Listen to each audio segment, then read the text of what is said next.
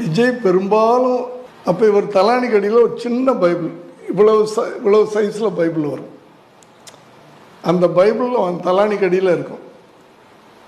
ராத்திரி படுக்கும்போது ஒரு வேர்ஸ் படிச்சுட்டு தான் படுக்கணும். காலையில் எந்திரிச்ச உடனே அந்த தலானியிலேருந்து அந்த பைபிள் எடுத்து ஒரு வேர்ட்ஸ் படிச்சுட்டு தான் வெளியே போகணும். அப்படி பழக்கப்படுத்தினாங்க. அதனால தான் ஒரு ஸ்கூலில் கூட விஜய் சொல்லுவாங்க, அவர் டிவைன் பாய் அப்படிம்பாங்க. அவங்க மிஸ்ஸு விஜய் பற்றி சொல்லும்போது அவன் என்னங்க பேசுகிறது கூட காதில் வந்து பேசுவான் டீச்சர் அப்படின்னு சொல்லிட்டு, ஒரு டிவைன் பாய்ங்க உங்கள் பிள்ளை அப்படிம்பாங்க.